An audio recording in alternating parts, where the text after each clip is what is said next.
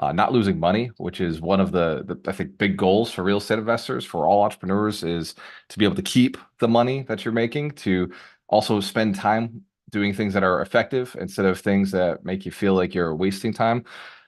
Been grinding a lot this year. A lot of you have been grinding. I keep hearing that. I'm working so hard last year. I put a lot of effort in, and things are finally coming together. They're about to come together. It's about to happen. It's about to happen. There's a lot of stuff lined up. Let's just call it the hose of success is about to unkink. There's a lot flowing towards you. But let's get started. I'll explain why this wealth principle is so important. Welcome back, Alchemist. This is the 52 Weeks to Wealth. My name is Walter Morello, the real estate mentor. I'm known for one thing. I was retired by 30, a millionaire by 32, and a multimillionaire by 34. But what I'm known for is being committed to building 100 millionaires. And more recently, updating that requirement to building 100 locations across the country that are each building 100 millionaires. So let's give all of our leaders a big round of applause who are part of this mission, who are committed to doing the same thing with us, to building with us. The 52 Weeks to Wealth is something that just came to me. It didn't happen overnight. It came to me over a period of 6 years where I was doing a lot of research. I was doing a lot of success and failure in my own businesses. And one of the things I did that was really, really powerful is I took all of my books, I took all of my notes, and I went out to Las Vegas for 3 months and I studied under some of the greatest gurus and coaches. And when I came back, I had 104 principles. But when I came back, I broke them down into 52 because I knew there was only 52 weeks and I didn't want to take 2 years to become successful. I want to double my net worth and my income every single year. Show of hands if you're still committed to doing the same thing. Double your income, double your net worth every single year. At least set the goal and work towards it. So we put the 52 wealth principles all into a year. And then we took that and we said every book, every principle has a book to it. Right. And so we're going to apply the book. So we'll talk about the book of the week later on. This wealth principle number 14, is to learn the 82, focus on the 80-20 principle in sales and marketing. So this isn't just 80-20 in operations, 80-20 in your business, 80-20 in your relationship or your health. This is specifically wealth principle 14. Focus on the 80-20 principle in your sales and marketing. And obviously the book of the week will be the sales 80-20 principle of sales and marketing. So we'll get into that a little bit later. There's 5 reasons to be doing this. If we don't do this, we lose optimum efficiency. So by focusing on the 80-20, if you've heard of Pareto's principle, which I'll quickly share the story. Pareto was a scientist. He was an economist, and he was looking at the way money worked in the economy. He was looking at nobles and kings and peasants and merchants and where the money seemed to go.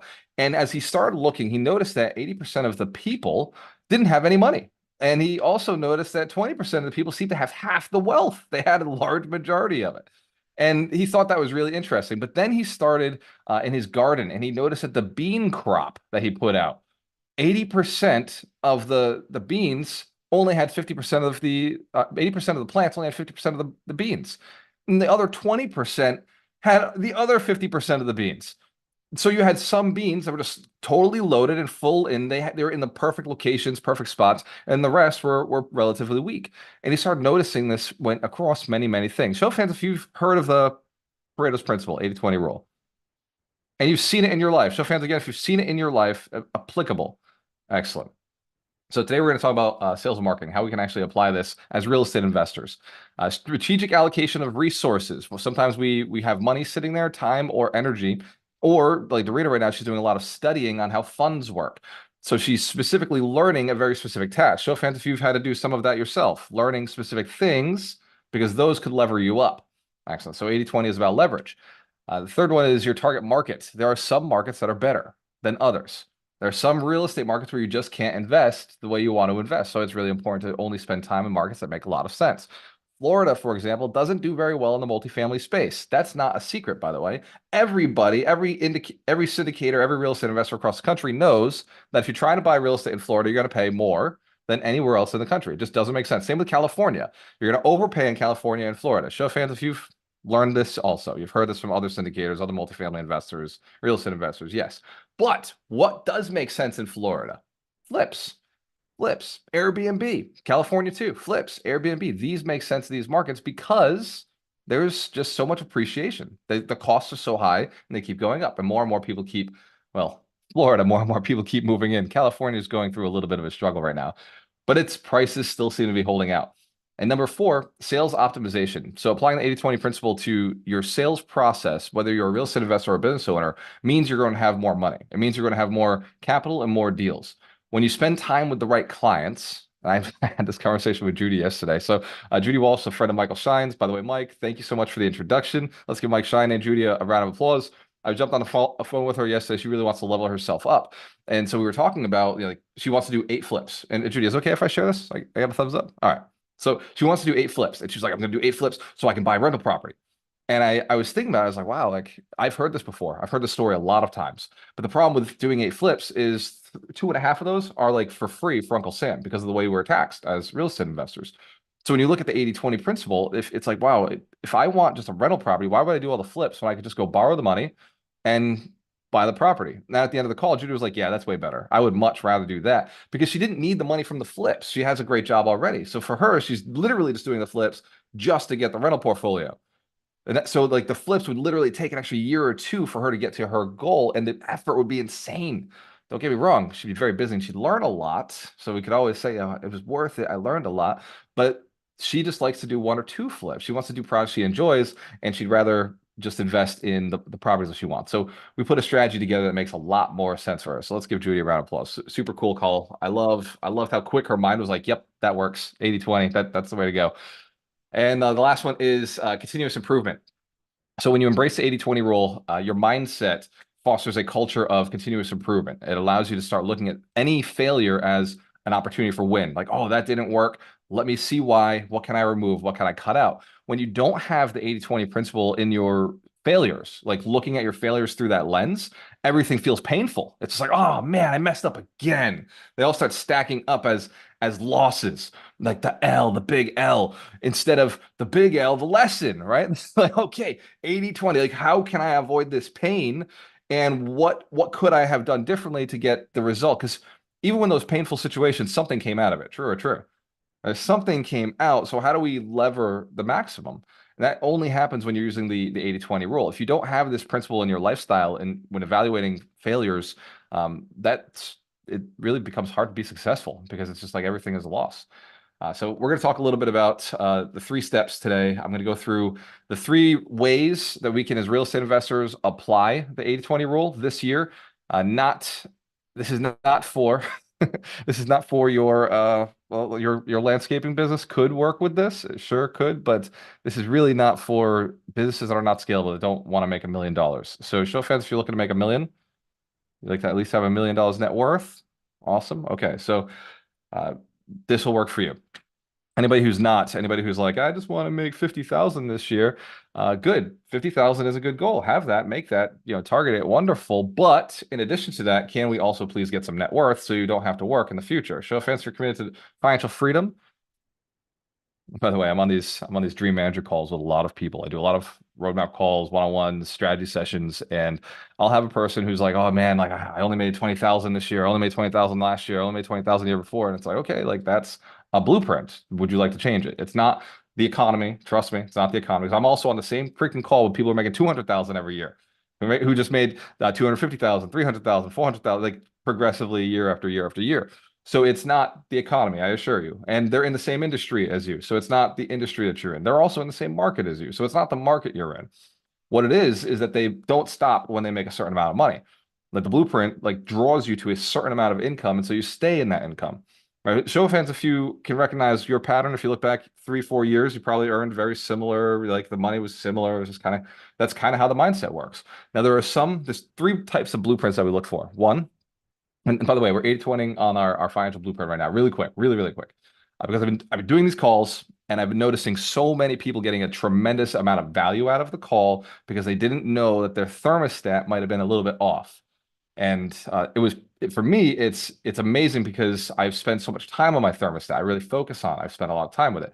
But most people don't. So I want you to be able to do this going forward. Show of hands, that's okay if I just sidebar the 80-20 for a second? All right. So your financial blueprint, it's like a thermostat. If the temperature of the room was set for 72 and somebody opens a window and it's 100 degrees outside, the temperature might go up for a little bit, but the thermostat's going to go send some information to the air conditioner. The air conditioner is going to kick on. It's going to bring it right back down, right? It'll keep it there. It'll kind of like just keep flowing it in this direction. Now, let's say they shut the window and somebody goes and turns I don't know. They put a heater on, they put an air conditioning unit that's separate from somebody else's apartment. They open all the doors and their apartment is 50 degrees and somehow your door is now like bringing cold air into the house.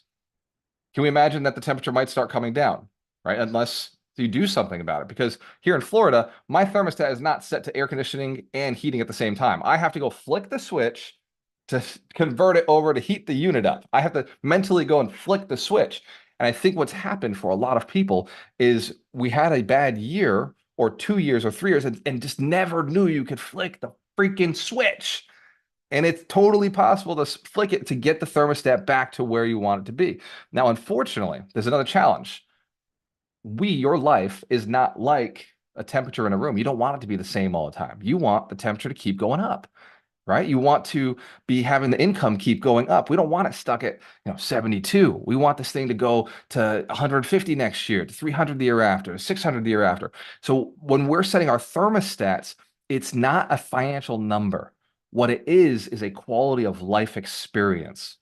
So when people say, "Oh, I don't want that. I don't want that. I don't want that." I've noticed people who don't earn a lot don't want a lot. People who do earn a lot want a lot. So when I do these roadmap calls, I tend to write a big bubble underneath, like especially people of low income. I go and write a big bubble that says "want more," big capital letters with an exclamation point. And I'm like, "What else do you want? What else do you want?" Well, and they're like, "Okay, I want to like take my kids for a vacation." I'm like, that's not big. That's $5,000. Like that's not going to blow your blueprint up. We need to go to something bigger. Like, and so it's like dream bigger, dream bigger. And here's what I'm going to tell you. What I found that was the biggest dream that I could dream of that kept my income increasing. Down payments on freaking houses. Down payments that were 60,000 was my first goal. My first one was like there was nothing else in my life. Like people say Lambo, like, okay, go get a Lambo. Excellent. Wonderful. That's a good one because it's going to cost you 6,000, 7,000 in maintenance every single month anyway. So that's probably a good one to increase your income. But the problem is it doesn't add to your asset column. You can't get out. You're stuck. Whatever you're doing, you're stuck doing. Whereas you go with down payments and it adds to the asset column, it adds to the depreciation column, it adds to the cash flow column, right? It adds to amortization, right? It adds to also it adds to your ability to contribute in the world. The Lambo doesn't. But the amount of property you own, that's how many houses, how many families are you housing? So my rant on financial blueprint is consider down payments. And I am the king of creative financing. Yes, I'm always using other people's money. I'm always investing for other people. I'm always using seller financing. Of course, yes, I want you to do that. I want you to learn those skills, but I also want you always saving for a down payment, right? Set that 100,000 aside, set that 250,000 aside, set the goal, but also you know that you don't have to slow yourself down if you haven't hit the goal yet. You just go and invest somebody else's money for them, right? Split the profits. Instead of trying to make everything yourself, split the profit to go faster. So fans, we agree to all of this. This all makes sense. Yeah, I think we slid right back into 80-20. That is a more efficient process. Somehow we got back. And Doug, I'll make you a co-host when we do our exercise. You will already be ready to go. So we're going to do some action steps very quickly. In order to use the 80-20 principle as a real estate investor this year, we want to focus on one market. It is really, really hard to be successful. If you've taken names on deeds, we start with your strategy first. So focus on one strategy, one investment strategy. For me, it's multifamily. That's my strategy. So many people come to me. They're like, "Oh man, I got this land deal. I don't do land. I don't do development. I'm not interested. Not my thing. I don't understand it. I'm not going to do it. I got this storage unit project. I think you should totally invest. See, it's great return. Like, I don't know it. I can't evaluate it. I don't understand it. It's not my thing. It's not a market I grasp. Multifamily. That's my space. It's what has made me money. It's what I've done very well. Hey, I got this flip I'm doing. Excellent. Oh, cool. Flip. Good, cool. Like, you want to jump in on the flip? No, it's not what I do. I've done flips. I don't like flips. All right. I've done them. I will passively invest as a lender on flips. Yes. But like, do I want to be involved? No, it's not the sort of project I want to do. I want the multifamilies. That's my space, is what I do. Each one of you may have a different philosophy, a different strategy. I know Mike Shine just did an Airbnb. He did an Airbnb, not an Airbnb. He did a bed and breakfast, right, in Newport. He did a Airbnb out in Roatan. I don't invest outside of the country. He's investing outside of the country. Everybody has different investment philosophies. What yours is, get good at it. So one, strategy. Second one, and you can't change. You cannot change your strategy. Just stay in it until you're a millionaire, right? You haven't earned the right. Stay in it until you're a millionaire and then go change your strategy. Second one is location. right? We got to pick a location that has the strategy, right? I'm not going to do multifamily in Florida, but I will do it in Mississippi. I'll do it in Arizona. I'll do it in Texas. I'll do it in Indiana, right? I'll do it in markets that make sense. Illinois, I just bought stuff in Illinois.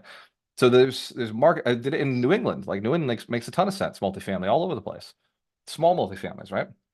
The bigger stuff in the Midwest and in southern states, except Florida is really, really hard. There's just not a lot of it here. Even Georgia makes sense. North Carolina. So pick a market, one market. I just named a bunch. Milwaukee. Oh my God, I love Milwaukee. Cincinnati, Ohio. Uh, there's quite a few out there. There's like really, really good markets. You just got to pick one and then get really good at it. Pick your strategy, pick your market. So identify high value property potential, right? One, high value property potential. The only way real estate works in Alchemist Nation, the way we invest, is we buy at a 20% discount. And then we force appreciation by 20%. That means a value add. We must increase rents because we're using multifamily. We increase rents. I get asked often, well, how much money are you going to spend to increase rents? Sometimes none. Sometimes I'm just going to increase rents, and that will increase the value of the property. If the previous owner has not done the work, then I'm just going to increase the rents. Sometimes I just change out the tenants. So there's not a huge amount of money. I'm not doing flips. I'm not spending $50,000, $60,000 to do a renovation or $100,000 to do a renovation.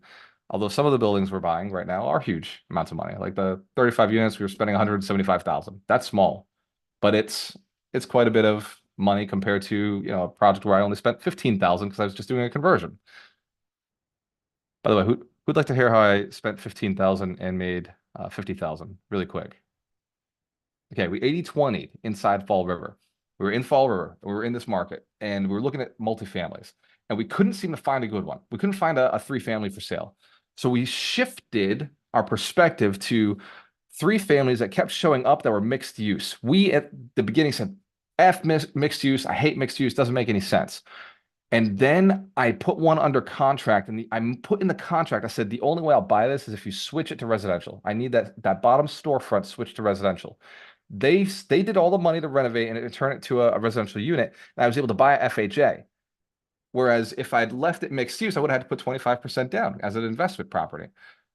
So like that sat in the back of my head. And then one day me and Ron said, man, we can't find any deals. What if we looked at this mixed use thing? You remember you did that thing? I was just telling the story of how I switched. I had to do this. And he's like, what if we started looking at that? And we started putting under agreement all these mixed use properties. 126,000 was one of them. And all we did was convert that. One of them had a kitchen already in it. It was like a barber shop. They had a kitchen and a bathroom. So all we did was put up, I think, 2 walls and doors to make them bedrooms. And we changed out the glass door for a steel door. And it costs like $500 to do the paperwork with the city. And that was $15,000 renovation.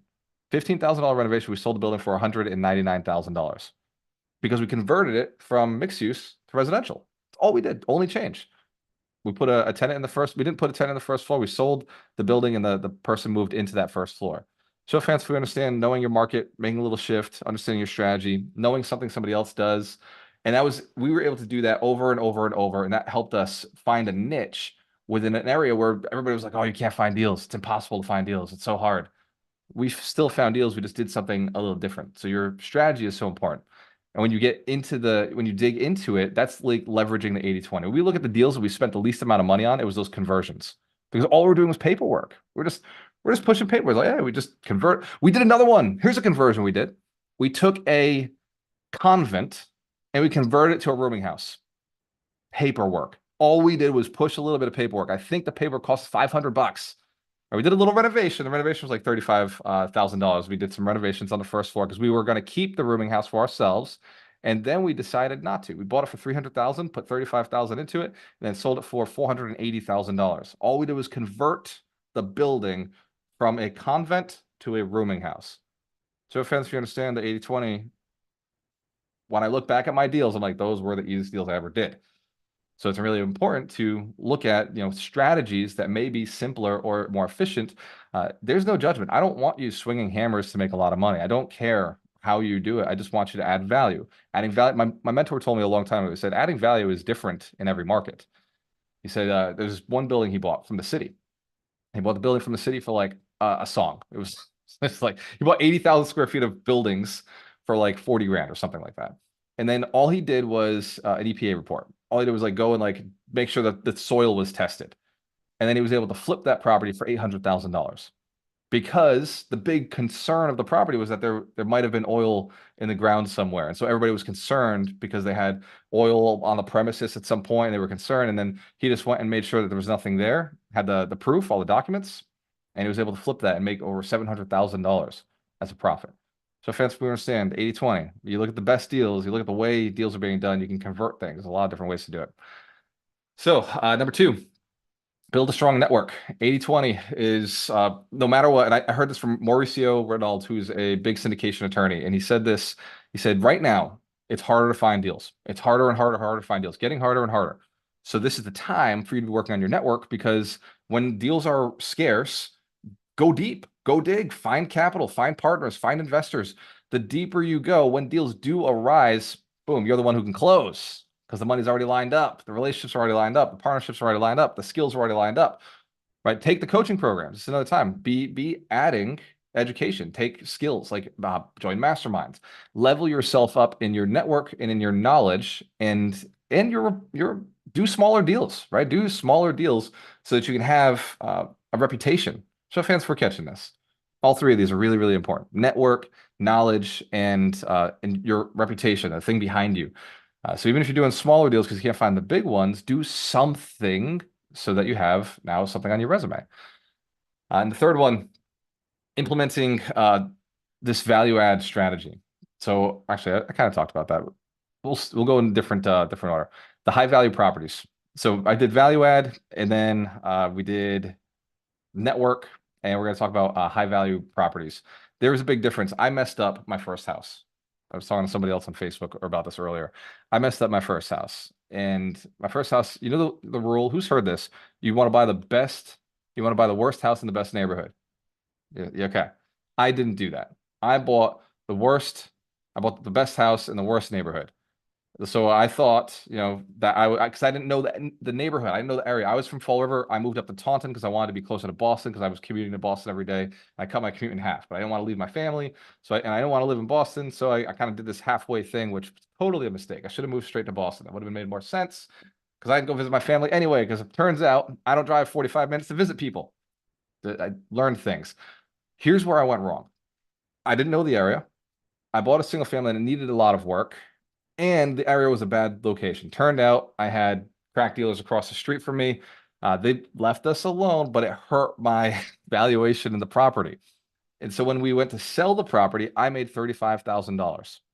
Now, unfortunately, I put in $34,000 into the property over the 4 years I lived there. So, and that doesn't count the mortgage that I was paying the entire time. And I told my wife, I was like, shit, if we had stayed living in an apartment, we could have had the 35 that we put in, and the apartment would have been half the cost because we weren't, because I had a 15-year mortgage. It would have been half the cost. So I would have been able to save over those 4 years. I would have saved an extra $30,000. So if I think about it, that was a terrible investment. It was like the worst type of investment. I made the mistakes. I made all these mistakes. I had a friend, same exact year, 2008. We both bought houses. He bought a beat up, terrible house in a fantastic part of Seacock. His house was the worst house in the area. When he bought his house for more than me. He bought it for $220. When he sold it, he sold his for $250 or $260, $350, $360, over $100,000 profit. He went and he bought a bigger house. He bought a McMansion, right? He bought a house for $400,000, big, huge house. And I went and I bought two multifamilies. I bought a 3-family and a 2-family. I shifted from paying $1,400 a month in mortgage to being paid $1,000 a month in gross. I was being paid almost $4,000 a month in gross rent, but I was keeping $1,000 a month cash flow. I shifted my monthly bills, but I reduced my quality of life. I was now living in an apartment again. And my friend was living in a huge house. He went and had 2 kids. And when he was going through his divorce 4 years later, he called me up because I was his realtor. He called me up and I went and I sold his house for him, made him another $100,000 profit. Right, that him and his wife got the split between the two of them. I also went through a divorce earlier in the year, except she didn't want the rental properties. His wife did want money from the house. My wife did want money from the house, from the rental property. So I took all my money and I gave it to her. I killed my 401ks. I lost all my free capital. And then I went to my family and I borrowed money from them. But I kept the properties. He sold the house. Right? I sold it for him. He had a profit. When I sold it, I had 22 units that were paying me $5,000 a month every single month. And I had equity of $1 million in my properties. When I sold his house, he had the 100,000 plus the 100,000 he put into it. Him and his wife split 200,000. So he had 100,000, she had 100,000. Joe Fence, we understand the difference of the trajectory life went. He did a great job on house number one. It was house number two that messed him up.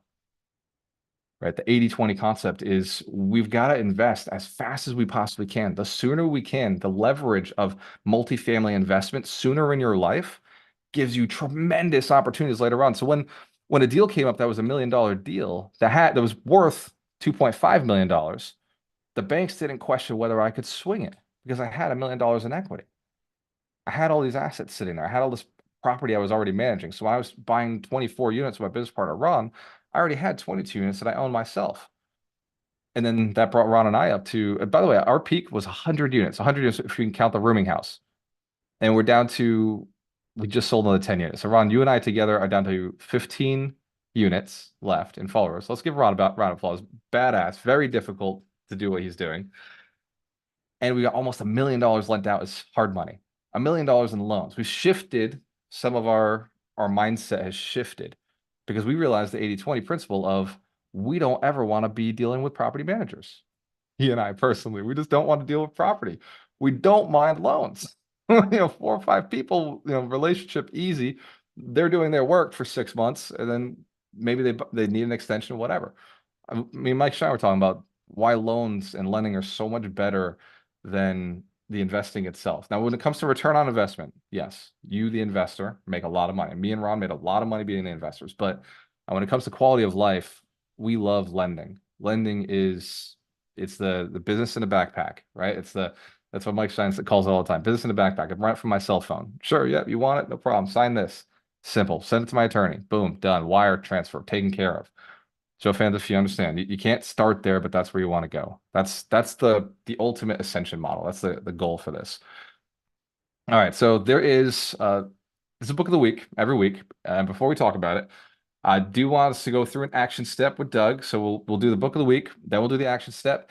And Darina is asking me to talk about the mastermind very quickly. So the mastermind, if you want to learn more about it, talk to Darina or Dina. So Dina, can you put your hand up? And Dina Sigmund? Yep. Or Darina Pagoda. Darina, put your hand up. Excellent. So the mastermind meets every single Monday night at 8 o'clock. We evaluate deals. We evaluate 1 to 3 deals every single night. We do accountability. We will ask you, what are your 3 wins? What is the one thing you'd be held accountable to?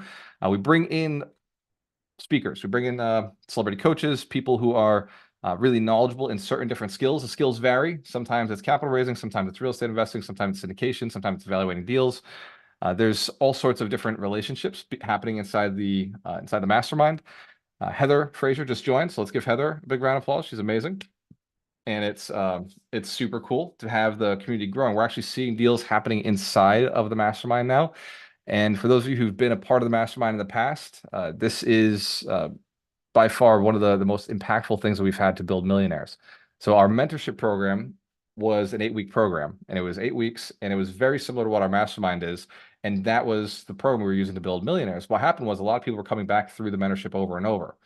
And so the mastermind became that mentorship program just for the entire year, because we discovered is Millionaires don't happen in 8 weeks. It takes a little bit of time. It takes some consistency. New deals come up, new opportunities need to be forged. The people are all there, and sometimes you just need to put them together in a room in order for the deal to actually happen. Otherwise, the deals don't seem to happen unless the dialogue occurs, unless somebody's being vulnerable about, oh, I don't have the money, and then another person's like, shit, I have the money. I don't want to do what you're doing. And the challenges start kind of solving themselves. And funding, structure, ideas. I'm not perfect, so I can have an idea, but then somebody else inside the mastermind's done something different and just throws something from their industry, from the laundry mat business, and they're like, oh, by the way, have you ever considered lending like this? And it's mind-blowing experiences. So let's give Darina, Ron, and Dina a big round of applause for helping out with the mastermind, making sure that everybody knows what they're doing there. This year, I've got a goal to lock down 70 more millionaires. So we've built 30 over the last 4 years. We cut out the mentorship last year. Last year, we didn't do the mentorship. We only built 6 millionaires. So I recognized the flaw. Last year, we didn't do the mastermind. We only built 6 millionaires. So we're shifting back into mentorship mastermind combination as one thing, because I believe every business should only do one thing. Because I looked at my business and I said, what's the 80-20 principle for building millionaires?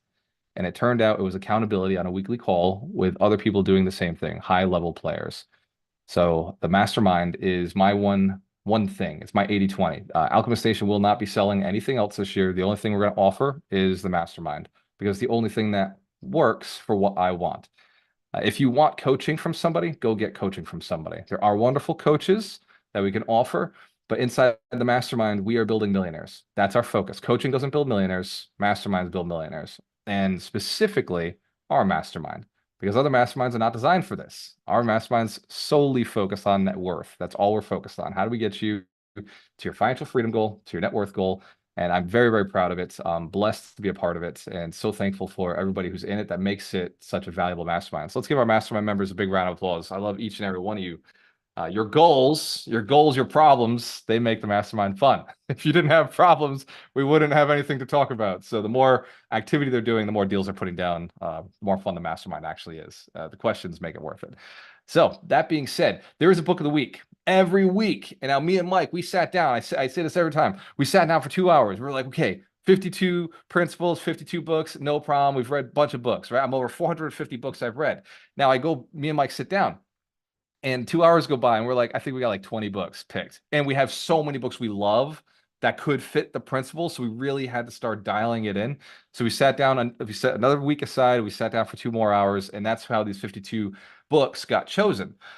Then over the years, we've found some coaches who we actually built a really strong relationship with who are also authors. And so we've occasionally slid their books into the mix. So you'll find certain books that you'll actually be able to meet the author within Alchemist Nation or in our community inside the 52 Weeks of Wealth. And although this week is not one of them, let's give Michael Shine a big round of applause. He's a holistic attorney. He's the keeper of the books. He's the closer. Mike, what's this week's book of the week? All right. Thanks, Walter. This week's is the 80-20 Sales and Marketing by Perry Marshall. And oh my God, if you want to be a marketing expert and just grow the crap out of your business, this is the book. It is just so powerful.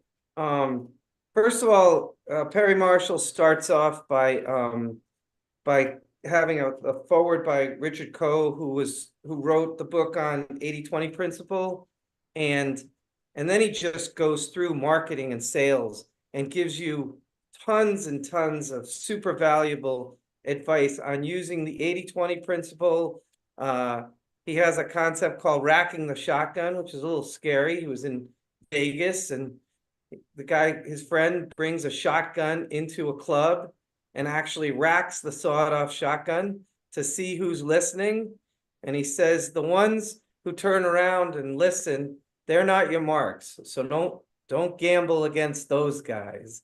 And it's crazy. He also has a thing where he's in a seminar of like 300 people, and he asks, how many pairs of shoes do people have? And so stand up if you own one pair of shoes, and everybody stands up.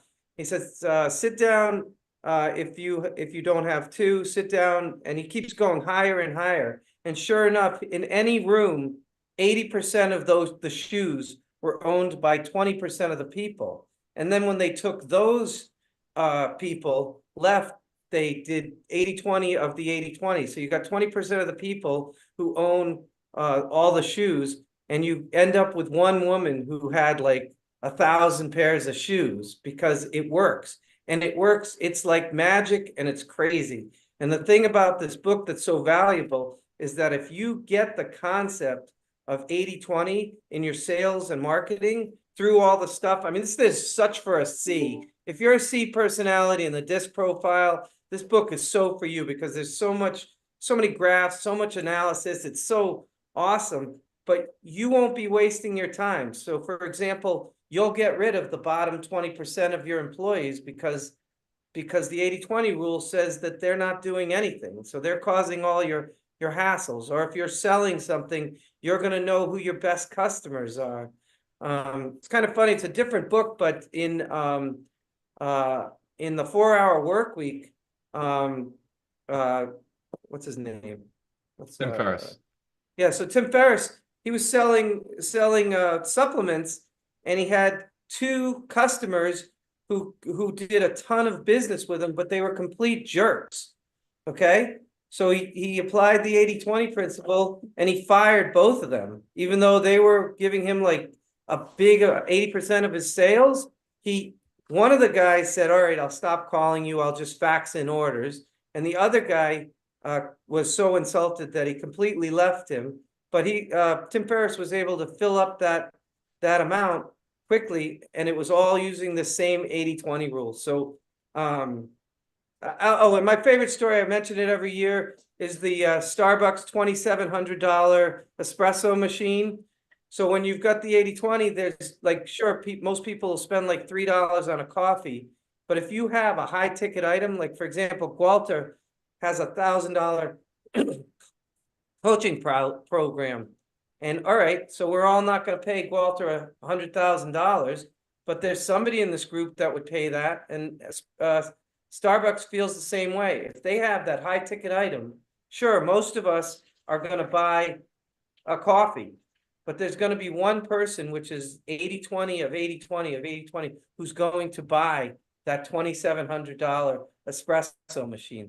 So just one of the tips in here, have a high ticket item so that it creates the power curve, and you have a much, you see, I'm even using phrases in here. This book is amazing. It's chock full of usable strategies. Like, read it. And Perry Marshall is super, super smart, and I highly recommend this book. It'll make your marketing, you'll crush it with this book. Thank you. That's what I got. Let's give Mike Shine a big round of applause. It's true.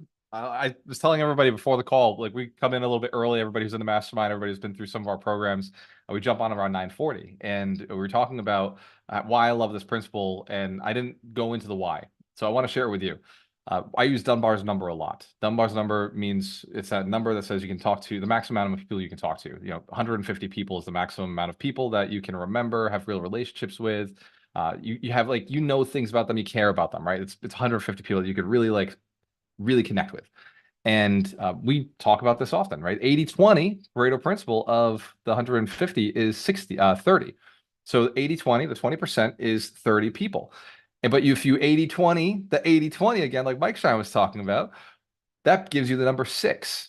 80-20 of 30 is 6. 20% of 30 is 6. And so we've heard many times that you're the average of your 5 closest friends. True or true? Well, one of the friends is your ego, right? That person is inside of you at all times. And Dunbar's number, when you look at the charts, your ego is one of them. And so your closest 5 friends plus your ego, that's your 6. That's the 80-20. That's what dictates your entire life. And I was talking about networking. I did mention it, but I want to go a little deeper into it, because that's really where my life changed. It was the people I surrounded myself with. That was my big high leverage component. Yes, my market. Yes, my investment. Yes, my strategy. Multifamily for sure. I talk about this often. There's 5 things you need to learn. There's only 5 things that if you master these 5, you can have whatever you want in this world. And the first one is your motivation. You have to understand what motivates you, what makes you tick, right? Inspires you, your purpose, your drive, your dharma. So if you know your motivation, you are an unstoppable force in the morning. Now, what you do with that is relative to the other 4 skills.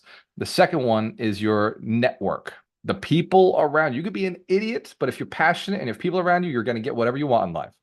So it doesn't, like, those 2 skills come to me as top priority, right? First, your knowledge, your passion, like you're knowing who you are. The second one is your network, the amount of people that you have around you. Type of people too, the type of people, the quality, the depth of those relationships. The network is really, really important. There's a lot of layers to it. I'll talk about that in a sec. The third one is communication. If you can communicate and you only talk to one person, but if your communication skills are the maximum, that person will do whatever you want for you. Right? If your conversion rate, if your communication skills suck, then you may need to talk to more and more people, which is why network becomes so important. The more people you have, the lower your communication skill can be in order to get where you're looking to go. Now, of course, if you raise all 3 of these, you keep your motivation up, you keep your network up, and you keep your communication skills up, you can do some really good things in this world. You can accomplish quite a bit. The fourth one is business acumen. If money is important to you, if efficiency is important to you, then you need to have business acumen. If you want to have a good relationship with your spouse, you need to have business acumen, because business acumen is efficiency and effectiveness. That's basically what business is. How do I get this done the fastest way possible with expending the least amount of resources? How can I get the most value out of this moment with my child? How do I get the most value of this moment with my spouse, with my body? How do I get the most value of this moment in life for my spirit, for my mind? It works the same way in business. How do I get the most bang for my buck? How do I get the most money from this customer? How do I get the most return on investment from this deal that I'm doing? So business acumen, absolutely necessary. It goes across all the parts of your life. If you want to be financially successful, physically successful, or relationally successful, you need to understand efficiency and effectiveness. That's the fourth one, business acumen. The fifth one is multifamily. If you want to do whatever you want, whenever you want, with whoever you want, you need to have an asset that's generating income that is tax deferred, that is tax benefited, that the government can't take money from. And that is multifamily. That's the only asset class out there that has a built-in management system. That is a built-in utility. Unlike crypto, you ask the question like, well, what does it do? With multifamily, it's like, I could live there, and so could anyone. Anywhere at any point, if they needed a spot, this would work. So fans, we understand how that works. Why multifamily is the financial freedom component, right? The other four don't bring you financial freedom. They absolutely could, but you'd have to keep pumping them out. With the multifamily component, you can do whatever you want, whenever you want, with whoever you want, because it's an asset that allows that. Money allows you to do things without relationships. Money allows you to do things without having to talk to somebody. Money allows you to do things without being motivated. Show of hands if you understand. Money just does things. It is potential. That's all it is. So multifamily allows for mistakes on the other four, and it allows for imperfections in maybe the other four skills. So the network, to build a strong network, and I put this into ChatGPT. I said, how do you build a strong network for real estate investors? And this is exactly what it said. This is what the internet and its mind has told us. It says, cultivate relationships with key players in the multifamily real estate industry, including brokers, property managers, lenders, and fellow investors. Check this out. And I put almost no content in here. I didn't give any information. I was just like, how do you do it as a multifamily investor? And the second thing I said, attend networking events. Join industry associations and leverage online platforms to connect with professionals and gain valuable insights. The third thing it says, a strong network can provide access to off-market deals, valuable resources, strategic partnerships that can enhance your investment opportunities and lending opportunities, as well as knowledge. Wow. Show of hands if AI is about as smart as the rest of us. There is no other secret to this. This is how it's done. This is exactly how it's done. So you're doing those things. Every one of you who goes to live events, every one of you who's on this virtual call right now, this is a live event. We're doing what it takes to get to that next level. We're connecting with people. We're talking about what we do. So give yourselves a big round of applause for being here and doing what we do every single week. Next week's wealth principle is killer, just like every wealth principle. Next week, I will probably say the same thing I say every week. I love this principle. It's one of my favorite. But wealth principle 15 is to leverage the law of reciprocity. So if you're on my sales team, then I've been talking about this a lot, and you know exactly what I'm talking about, and you're going to have a blast with this because we're going to go through a lot of the same stuff we've been talking about. But the law of reciprocity is such a powerful tool. It's one of the communication laws. It's one of the networking laws, and it allows you to really be a good human being and love your business and also get paid for that. So fans, if you don't mind doing good work and getting paid for good work, excellent. Give yourselves a round of applause too. But that's why we're together. I love it.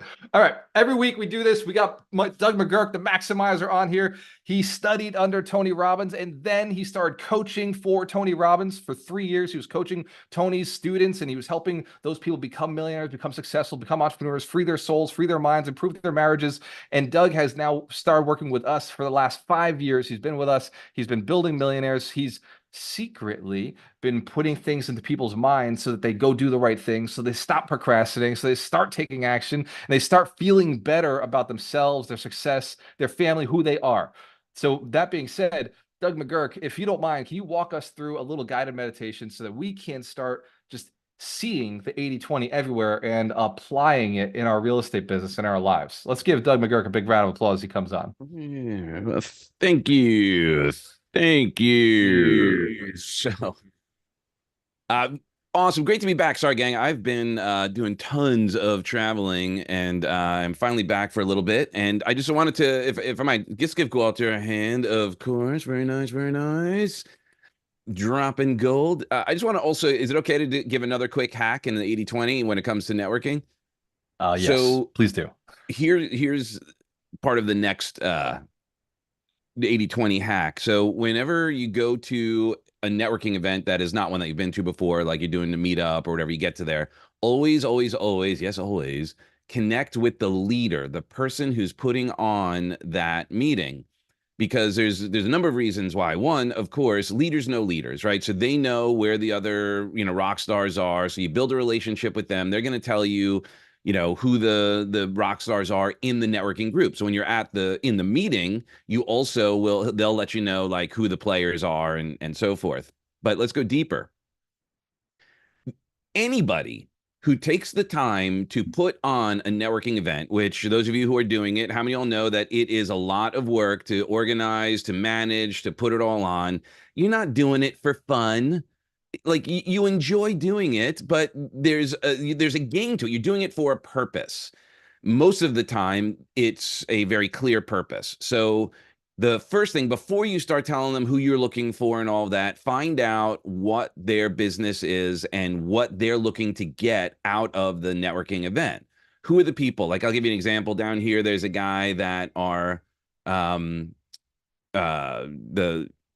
sorry, I just got distracted. There's this guy down here, his name's Gabe. He does this thing called the Networking Beast. And predominantly it's real estate agents that come to this event. So before I met him, like I went to the event and I just started talking to him. This is kind of earlier in my career of like really understanding people. And then I'm talking to him like, so, Ben, Gabe, what do you do? Like, you have this networking event. And he goes, oh, I do credit repair. Ding, ding, ding. It's like, oh, of course. Okay. No wonder you have just, mostly real estate people and mortgage people, because that's how he makes his business, his money is through credit repair. So he has all these agents coming in going, oh, my client, they don't have, their credit isn't good enough. Or the mortgage broker's like, he's got to get it up over 700 or 680 or whatever. So then when you know that, then you just start bringing them people. Just, you don't have to like, you don't ask for reciprocity in that. Just go, oh, you need credit? Talk to Ben, or Gabe rather. Talk to whomever, blah, blah, blah.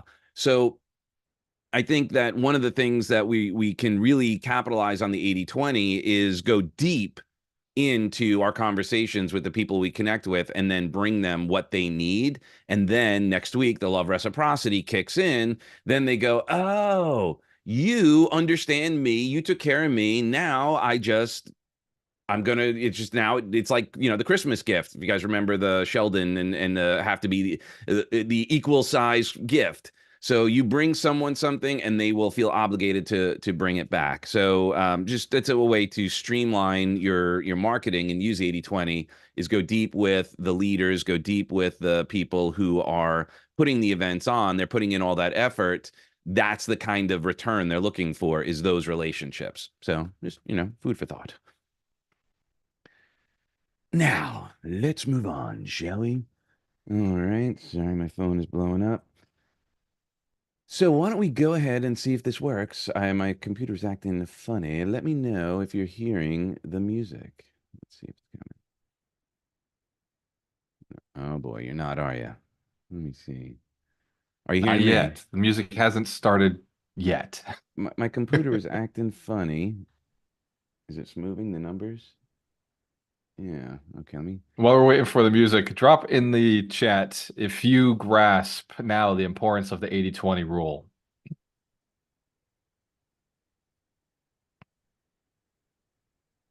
Awesome. We got 100%. Oh yeah.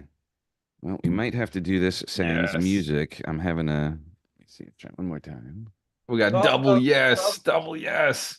It's also good for growing peas. So if you're in your garden, you can use the 80/20. Oh, there's a book about that. It's about roses, about trimming roses, and how to grow your rose bushes by trimming it and getting rid of the 80% of crap and just focusing on the 20% of good. There we go. You hearing that? No. No? Not yet.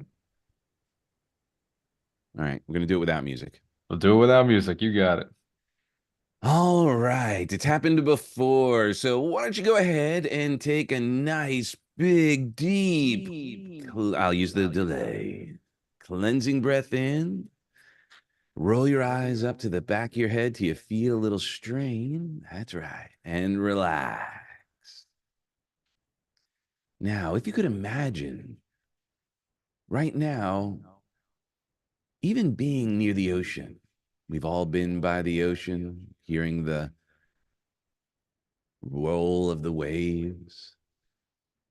And in the vast ocean of your mind, where waves of ideas and currents of creativity merge, imagine there's an island, a serene and powerful place called the Isle of Focus. And this island is special. It thrives on the principle of abundance, guided by the wisdom of the 80-20 rule. Here, 20% of the island's trees bear 80% of the fruit, a testament to the power of focusing on what truly matters. So I wonder if right now you can connect to God, to your higher power, to divine principle, universal intelligence, and say these affirmations aloud or in your head as you allow them to resonate through every cell in your body. I effortlessly identify the 20% of actions that yield 80% of my results. My focus on high impact activities drives my success. Abundance flows from my strategic efforts and focus. I am a master of efficiency, making every action count. My sales and marketing strategies are powered by insightful prioritization. And I wonder if you could connect to these questions and answer them with your heart, your soul, and your mind, with every cell in your being. Why is it so natural for me to focus on the most rewarding tasks? How do I effortlessly attract the most fruitful opportunities? What makes me so skilled at maximizing results with minimal effort? Why do my marketing strategies always land with such precision and effectiveness? How is it that my sales efforts are so consistently outperforming expectations? And as you explore this island, you come across a path lined with vibrant flowers, each representing a successful sale or marketing victory. You notice that the path, though only covering a small part of the island, shines brightest and is most lush. And this path, much like the 20% of your efforts, leads to the heart of the island, a place of profound success and fulfillment. Imagine now planting seeds along this path, each seed symbolizing an action or strategy aligned with the 80-20 principle. With each step, affirm to yourself, I plant the seeds of focused action, and from them grow forests of success. And as you venture deeper into the island, you find a clear, tranquil pond, its waters reflecting the clarity of your vision.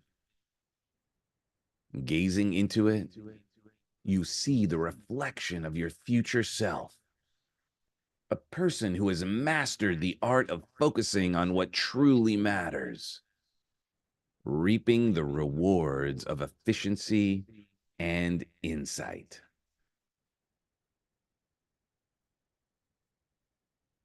And as you ponder this vision, you embrace the clarity of your purpose.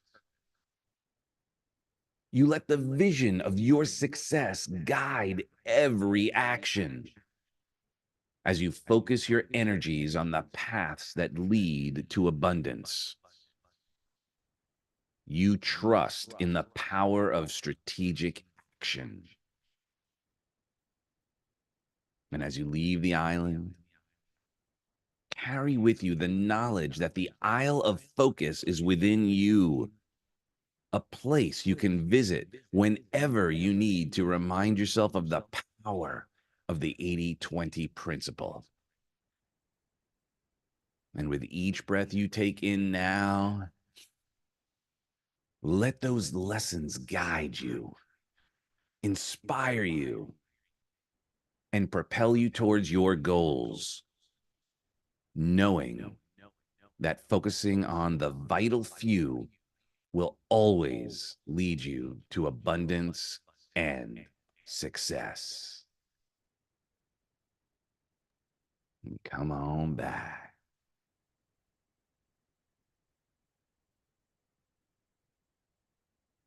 Wow. That was good. Let's give Doug McGurk a big round of applause. For some of you, you may want to take some notes. Sometimes you go into these states where clarity just hits you, the awareness of, wow, that's what's important. That's the thing, the one thing. So if that happened, take a quick moment, write down what's in your mind. It is a funny thing the subconscious mind will do to us. And as you're writing, just keep this in mind that uh, we sometimes think we'll remember that because it was so profound, because it was so important, because it was so like, oh, obvious. It's the most important thing right now. This solves all my problems. And then when we try to go grab that piece of information, it's gone. And it's not because it wasn't so powerful or impactful or memorable. It's because the subconscious mind wants to keep you right where you are. And that's why it's telling you, you don't have to write it down. No big deal. I got this. I'm going to get us right back to where we have been. Instead of going to the future, I'm going to keep us where we're at. Don't let that thing distract you. Yeah, it's no big deal. We'll remember, of course. And then it completely lets it slip away. So write it down. If there's something anytime, and just a reminder. And I find myself doing this in the house. I'll be like, oh, Dorina, yeah, that's right. And she'll be like, you want to write that down? And I'm like, oh, no, I got it. And then she writes it down. And then we talk about it later because I had forgotten.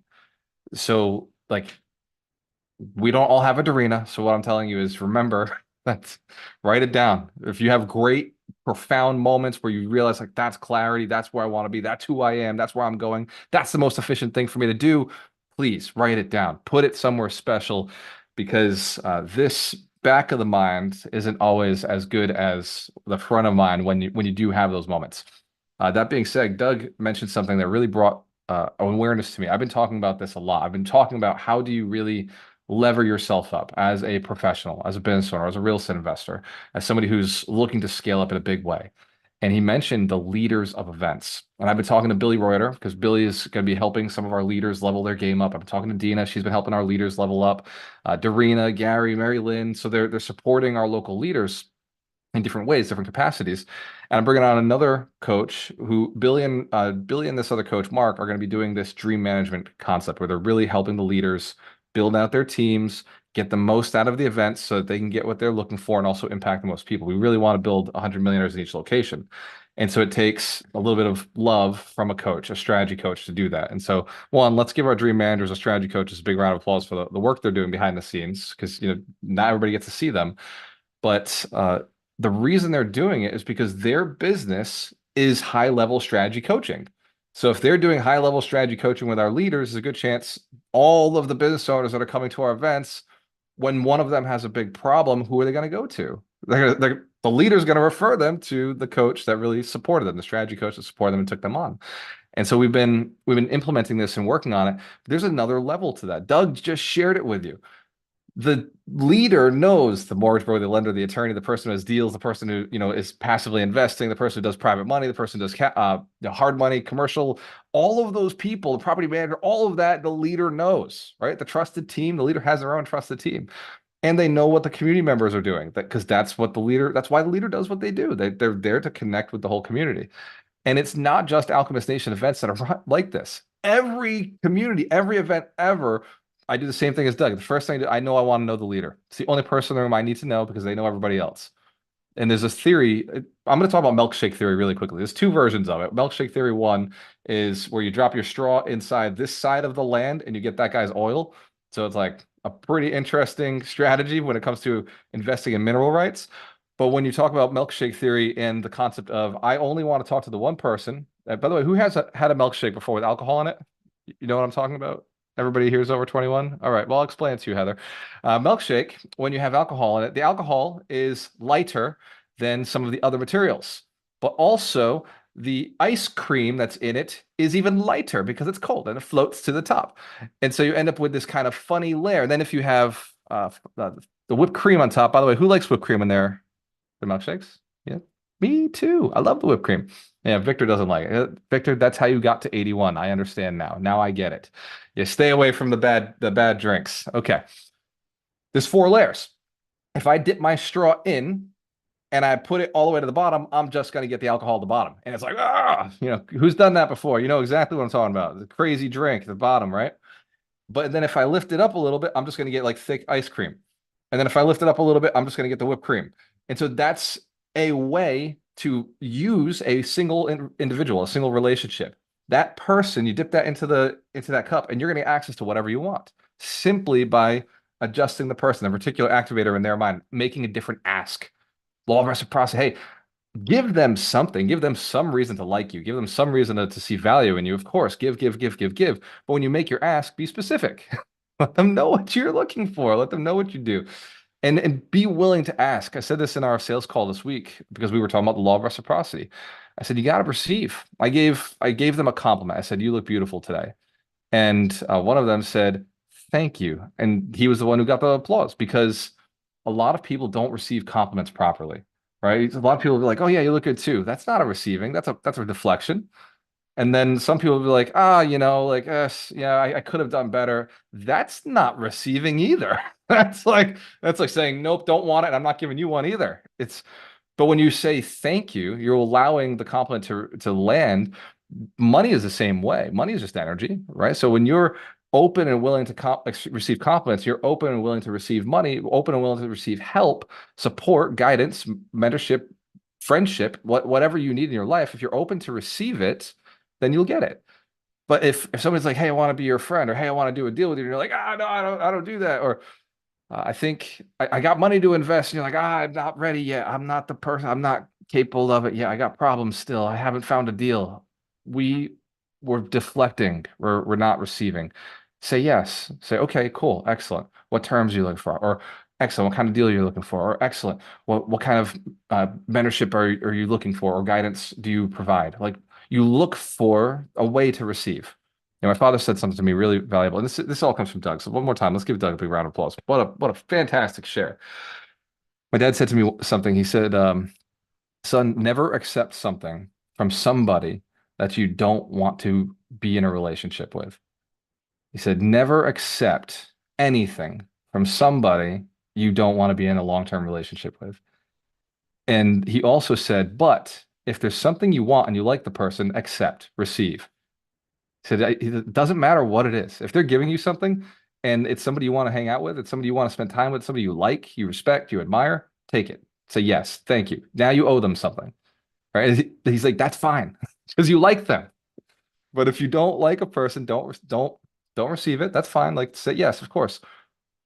But I say this because the reason my dad said it to me was, he's like, son, you got to accept help, right? You got to accept help. You got to accept money. He's like, I'm offering you money. I'm offering you help. Accept it. Like, you want the relationship with me, right? I said, yeah. He's like, then it's not about like whether you may fail me or not. He's like, I don't expect that. It's about the fact that you're going to owe your father or somebody you care about, love, something in the future. isn't that okay? Like, don't you already owe me your entire life? And I was like, yeah, of course. Yeah, I would do anything for you anyway. It doesn't, that doesn't mean anything. And he said, then understand the lesson you're allowed to take from me. If I offer, if I'm giving, please be open and willing to receive. Show fans, we know that we've made some mistakes in this department. We've all done it. Yeah. And it's an important lesson he passed on to me when I don't know, I was 18 years old, and it stayed with me, and it's really helped me with evaluating the relationship. I have a lot of people who I've invested with, used their money, used their deals, their knowledge, and it's only because of that principle. I liked the people enough to say, yeah, I'll do a deal with you. And I learned this from my first attorney who ever partnered with me, and it wasn't Mike, but Mike was my second attorney who partnered with me. And both have said this. They said, I'm doing it for the relationship. Both times, and many people have said this to me, but Mike's on the call, and I remember the first conversation was another attorney. He said, I'm partnering with you for the relationship. That's why I'm doing it. I think I believe in you, I trust you, and also we do a lot of business together. I think that this is a good way for us to deepen that relationship. By the way, Mike Shine helped me close on one of my favorite deals ever. So, well, he's helped me close on all my deals. Let's give him a big round of applause. Let's open up to Q&A. I'll stick around for, we'll call it 21 more minutes. I know many of you have to jump. That's cool. If you got to jump, go ahead, Billy. My goodness. Hello, everyone. So I rushed here because my sons have tennis on Saturdays, and which has caused me not to be on all these calls. So I'm so glad I did. My brain is buzzing right now, and I hope I can add some value because I have so many things. And if I may offer some action steps, because I think that's critical for all of us. When you talked about receiving, actually, the handsome Michael Shine and I talked about it at the summit, because he recognized something that I actively do that I think would be very serving and useful for everyone. When someone gives you a compliment, I actually literally made it a practice to pause. I bring my hand to my heart and I verbalize. I say thank you and I say I received that. So creating that habit, like, because we get so many compliments and so many things that it's just like we just pass it. But just having the intention to pause and literally appreciate and receive the energy of that person into your world helps reframe your own story of how you see yourself, which is so powerful. So I receive all of you. I love all of you. And the other thing too, this is super powerful, is something I've been implementing lately, and I've had some clients do it. I walk every single day with my queen, undistracted, no technology, 3 miles minimum. However, what I have implemented is, because I find that when I'm walking and having deep conversation, I have named them called divine downloads, right? Like, so when Doug brought us through that gorgeous thing, like Walter said, so many things are popping up. How do you capture it? So and it's 11:11 right now. I love the magic. Awesome. Right. So how cool. But what I want to offer, if this serves everybody, is in my notes file, I have a file called divine downloads. So anytime you have this awesome thought, this idea, don't take it for granted. And I don't trust my own memory. So I pause, take out the phone and throw it down. And then you can create a gorgeous compilation of all these divine downloads, or whatever language serves you better. Because it's really powerful, man. We get signals and signs, and we're all just beautiful humans. And I love you all. I'm going to stop ranting because I can go on for 7 hours. Love you. Thank you. Give Billy Reuter a round of applause. And he had a wonderful talk at the summit. Talked about the trifecta. If you haven't already gone back and looked at the summit recap, go check it out on community.alchemistnation.com or on YouTube. Fantastic talk. Absolutely. Let's get another share. First to unmute wins, by the way. I have a question. Love your questions. So I'm gonna start calling great. you my queen, and we're gonna go on divine download walks. I I was just love saying, this. like 1 mile is fine with me. Wouldn't have to do 3. 1 is okay. So yeah, I was really deeply immersed in today's principle. It was really cool. Like, there's a lot of things going on in my head now. And so one of the things that, we're investing out of state. So we picked our strategy. It's multifamily for cash flow, and we know it's not here. So we have to go elsewhere, like Mississippi, Illinois. But it does take a little bit of time to assemble the team, create your, presence, talk to a lot of different authorities to understand what's going on. So it takes a little bit of time. So you have this cash stack, and Ken Mack always says, like, just stack your cash. And so do you suggest to do short-term little investments like T-bills, like one month, 2 months, 3 months, or maybe CD, or maybe anything else like short-term, meanwhile, while you're doing your due diligence, or it could hurt your, money seasoning in an account when the lender looks at you. And it's not just for Golder, it's like for anybody who like deals with that. Thank you.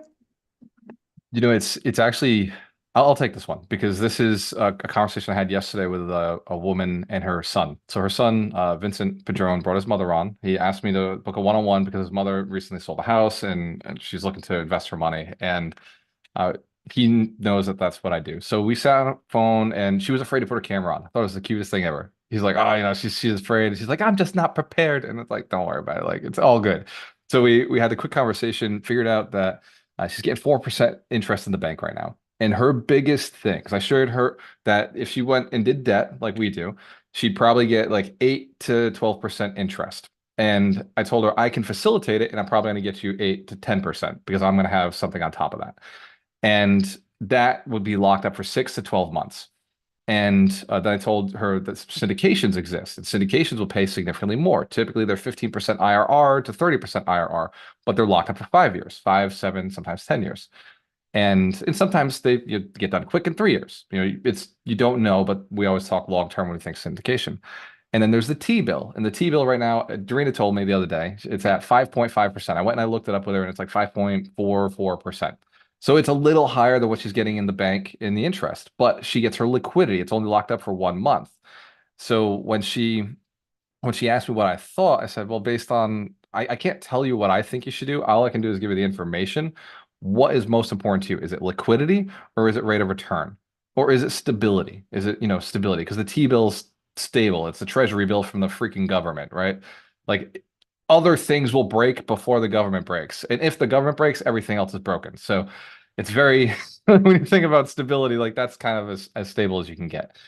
And in the end, I think that's what she's going to end up doing. And I think for her position where she's at, like she has, retirement plan, like she has things, and she just needed a little bit extra. So 100 grand at 5% is going to give her, extra 5.44%. It's going to give her $544.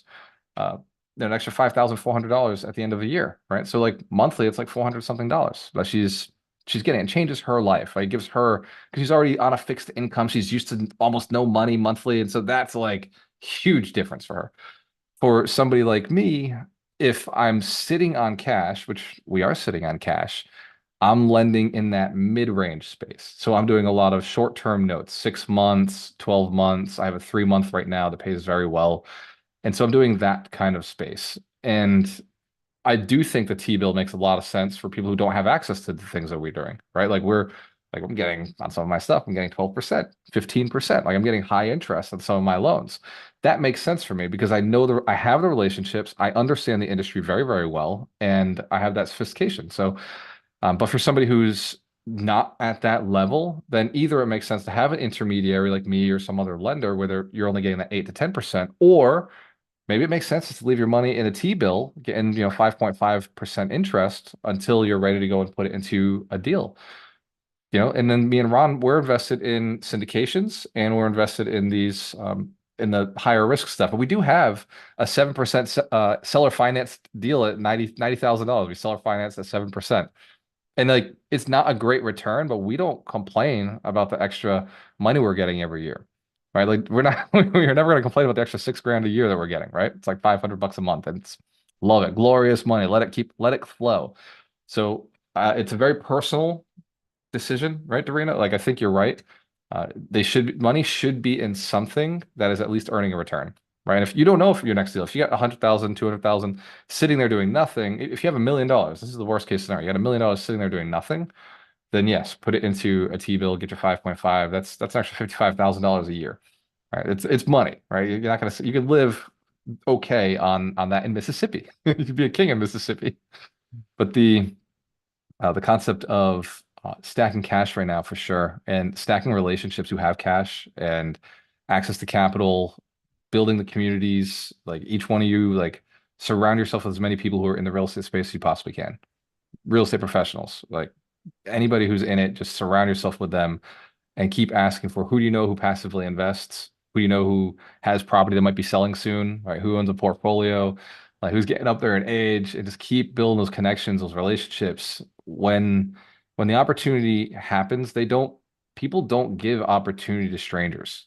They give it to their friends, right? When something happens, when a life crisis occurs, and I'm not saying like you prey on people's problems. I'm saying you help your friends out in challenging times, right? So have friends who, when their problems occur, you can help, and it benefits like you as well. Because either way, you have friends. Either way, they have problems. But most of the friends you have that have problems, you can't benefit from, except for a few of you who are monster networkers. And I have the utmost respect for what you do in your network. Thank you, Dorina. Does that answer that question? I went on a rant there. You went long, but yeah, I guess you did that while we're establishing, I guess, our teams. Meanwhile, I feel like it's like double dipping. Like I'll lend it for a month and take it back, and then if we're still not ready, I'll lend it again. So okay, makes sense. I like the T-bill. That Here's helps why I with like. inflation too, because it's slightly higher than, I don't know, official inflation, so that kind of like gives you a little hedge. Yeah, real inflation is probably closer to 8%, but the T-bill's at least close. It's close to what they're reporting it as. And I do like what you're saying, because our deals, most of our transactions, like in the large multifamily space, are like 60 to 90-day transactions. It's not like buying a single family house or a duplex. Like you're talking about, we have a much larger due diligence period. Things take a lot longer. So if your money's tied up for 30 days, it doesn't matter. We're gonna have it in time to go and close the deal. So yeah, Dorina, that makes sense to me. Um, like yeah, that makes a lot of sense, because Ron and I are locked up on some of our higher interest stuff for 6 months, a year, some of them 2 years. So like that money isn't really very liquid. So he and I have talked about maybe we should have left a little more liquid. So learn from mistakes and keep more liquidity, especially during times like this. Fortunately, Ron and I have the income muscle. Yes, dry powder. Exactly, Doug. You need dry powder at all times. Fortunately, we have relationships, and we know how to use other people's money, put other people's money to work. But it does take away some of the profits. So Ron and I are always looking at the balance like, I'd like to do that by ourselves. I'd love to just be the only investor on that deal. But it's at the end of the day, I'd rather be involved in half than not at all. Let's get another question. Let's give Dorina a big round of applause. I love that question. And by the way, Dorina spends time thinking up her questions. She really does. That's why they're so like useful. What's another real estate question? Multifamily, cash flow, or share. I'll go to Roland Charles. Charles, Roland, what's going on in the market, man? Right now, the market is, we're going into the busy season for rentals. And so we should see a good bump in vacancy rates going down. So occupancy going up, vacancy rates going down. Like I said last week, we are headed for a soft landing with this recession, but expect, after that point, once we climb back up in 2026, we're going to take a deeper dive. So you have cash on hand, which is great. But what I will say is that this past week, I went out to Gainesville and I was able to attend Michelle's Alchemist Nation event. I actually spoke at that event. And I was giving people tips and tricks on property management and how to mitigate the risk, because as a property manager, I think the biggest job we have is mitigating the risk. And what I want to say is that was an awesome event. I think we had around 25 to 30 people, if not more. Everyone was engaged. Everyone was happy about the event. Michelle is a great host. She made sure that she went to everyone, make sure everyone felt like they were present, make sure everyone they were noticed, made sure that people were connecting. And so it was a great representation for Alchemist Nation. And if you ever have a chance also to go up there to speak to that group, I think it would be well worth your time. Oh, fantastic. Let's give Roland a round of applause. Let's give Michelle a round of applause. Fantastic. I put Gainesville on the menu. I'm ready to go. Yeah, Darina, let's get me scheduled up in Gainesville. I'm absolutely looking to do that. And I would like to do Orlando as well. I haven't been out to Orlando in a little while. And put Jacksonville, since we're talking about it, shoot, put Jacksonville and put Daytona on there. And man, Fort Lauderdale is kind of far, but I love Deborah, so maybe March. Fort Lauderdale. I don't know if I want to do a lot of driving. My birthday's coming up. Go ahead, Mike. What do you got? Oh, did he wave us off? Is that what happened? Let's give Mike Shine a big round of applause. Love everything he's got going on. Each one of you has an opportunity this week. 80/20 is designed to be applied. It is not just for us to think about, talk about, be like, oh yeah, it's a great idea. Apply it. Apply it in your business. Apply it in your activity, especially your calendar. When I look at the 80/20 of my week, I want to make sure, and this is my strong suggestion to each one of you, follow the same process. I'm prospecting most of the week and I'm closing for 2 days. I just because my prospecting has been very, very effective, very successful, I just asked Doreen to open up a third day for me to start closing. So on Wednesday, Thursday, Friday, I'm closing.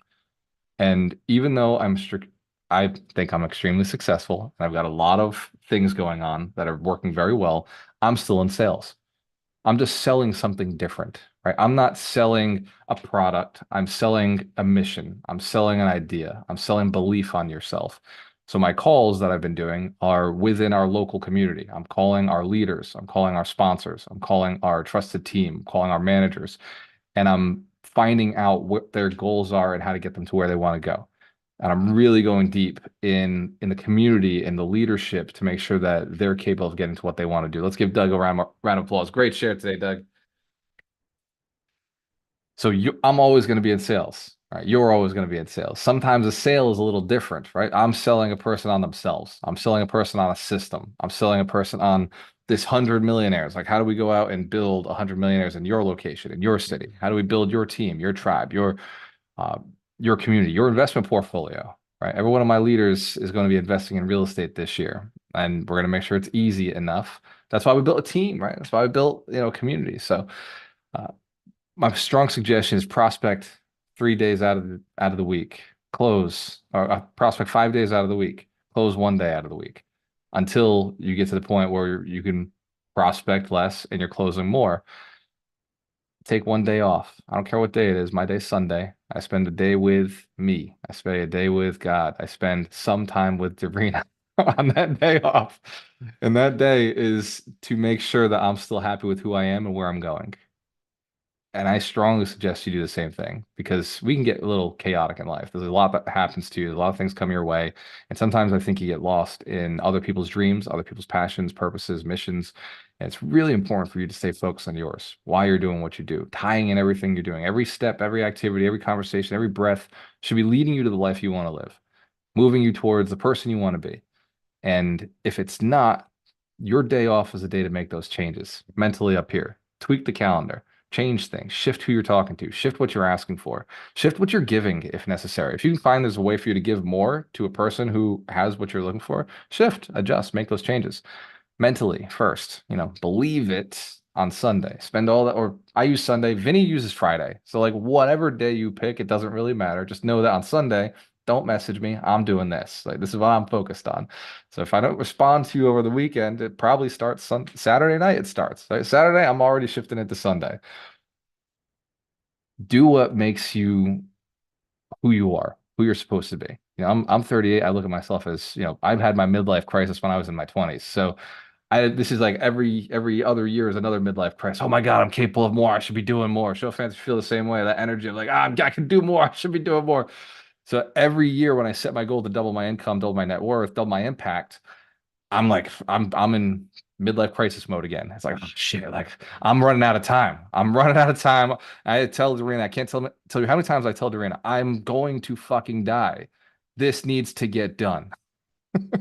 I will die. I will not live forever. I will not be here forever. So I have to get this done. This needs to be done. I want to share with you the contemplation that's kept me going through all of the difficulties that do come in your inevitable career and your inevitable growth. Necessity is relative. What you believe you need to do will become what you do. What you believe that you absolutely need more than life, than breath itself, is what you will do. And so when I set my goals, I set a goal with such an iron force that this is life or death to me. And I'm telling you, it works. And I'm telling you, it's crazy. And I'm asking you to think outside of what other people will understand. But when you set your goals, I need you to understand it is life and death. And it may not be your physical life or death, but it could be your happiness. It could be your purpose. It could be your dharma, what you're meant to do here. And every day counts. Right? Just like that next breath you have to take it. That is the way this biology works.